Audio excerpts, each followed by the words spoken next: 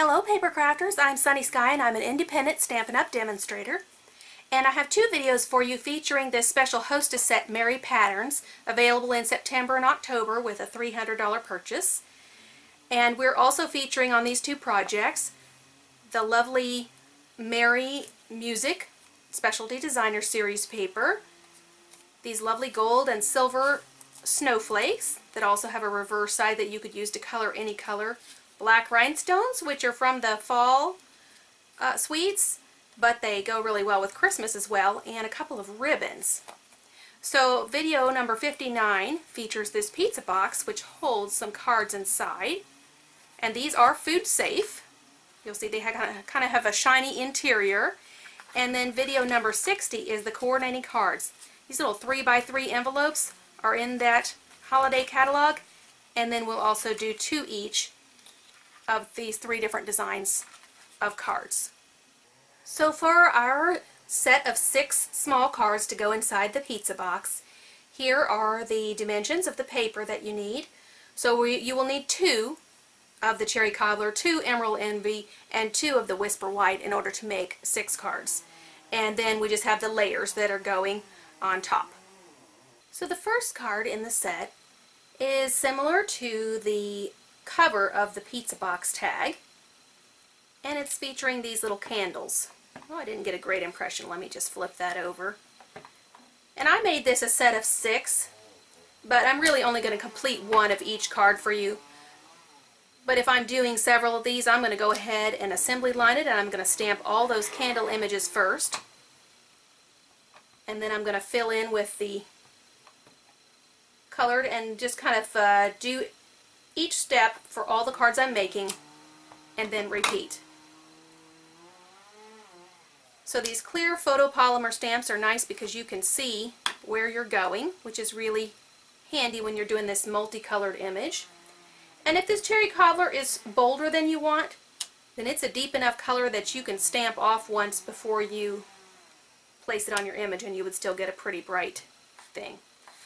This was a project for our September Stamp Club, and some of the ladies did indeed stamp off on those images before they stamped them on their card. Hey, I got those flames perfectly. And this is a pretty simple card to do. It's just the stamping and then the ribbon, and you see that I've placed those candle images towards the bottom so that I can come back in with my ribbon and do about 10 inches or so of ribbon. Should be plenty. And I'm going to tie my ribbon to the top of the card. I'm not doing a bow, I'm just doing a knot. This ribbon is kind of wide, but because it is so thin and flexible, it works really well, and it won't make the card too bulky to mail. Although with these small gift cards, you can't mail them unless you're paying extra postage. You would probably want to just attach this with a gift. But you can give this little pizza box full of these gift cards as a gift to someone, and they can do what they'd like with them. So this is a 3x6 piece, just scored in half, and then just putting some adhesive on. Now because I've got that ribbon, the card is not totally covering, it's not going to be totally touching this base. So I just put a little extra adhesive there so that it will stay really well for me. Okay. The second card in this set features an embossed image, and so we're using the Versamark, which is your invisible sticky ink.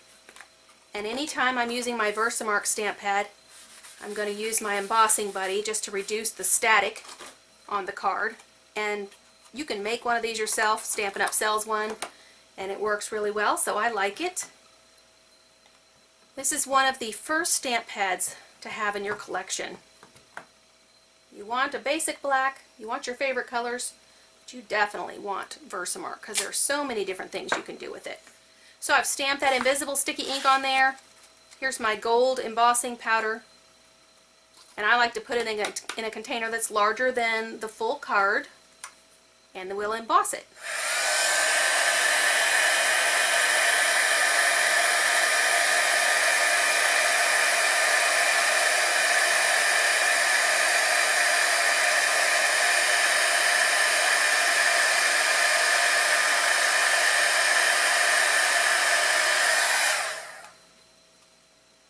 kind of magical to watch that turn colors.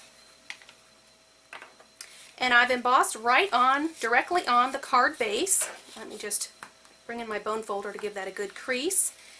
And then I have a couple of 1/2-inch strips, just scraps of paper, but I did cut them to be exactly 1/2 inch. Let me see if I've got my image straight. A little low. Let me try again. And this is the second half of that saying that we've embossed in gold. And so I'm just going to trim this down, make a little banner. And I have the green as another banner to accent behind it.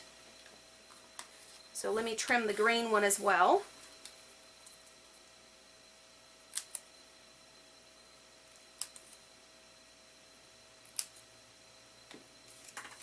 Okay, now I'm using my bone folder here to kind of create a little bit of flexibility to the cardstock. It breaks the fibers. It's creating a little bit of, let me see how I push that in, to give a little dimension to my card since it's just a single layer card. Now on our tag on our pizza box we have one of these. And for the card I wanted to have one card that kind of mirrored that look.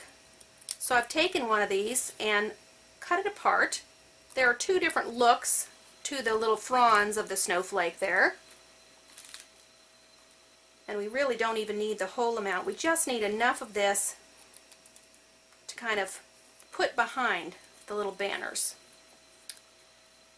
So I'm going to separate out the banners a little bit so they're kind of together but off center a little bit. And I'm going to put this frond kind of poking out behind it when I have it where I want it, taking a Stampin' dimensional, and I'm using that as the tape to hold that piece of snowflake onto the card. And then let me pull this one up on this end. And these Stampin' dimensionals will also adhere it to my card. And I want to take a little bit of adhesive in the middle there because I want this banner to have some dimension, and I want it to weave in and out how I've curled it. So I put some adhesive on there just to stick it down to the card. Then it'll be popped up on the dimensional where I've got those gold accents there.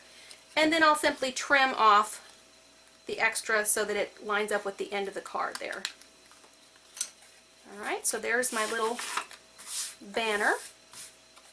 Okay, and of course for your set you would make two of these. That looked a little bit off center there. There we go. Alright, and that card in my set is going to use some embossing as well. And I did this card with the Whisper White base, so I thought I would just add a little bit of color to it. And I had some scraps of green from where I created the 3x3 cards, and so I just put a layer on the inside of this card. It gives a little more stability to the full card. And then we'll just take our reindeer image. There is an outline image of a reindeer in this set, but we're using the one that's sort of like a sweater for this. And you could take really either side of this designer series paper to emboss the reindeer on. I did one of each in my sets just to give a little bit of variety. Get my Versamark out of the way.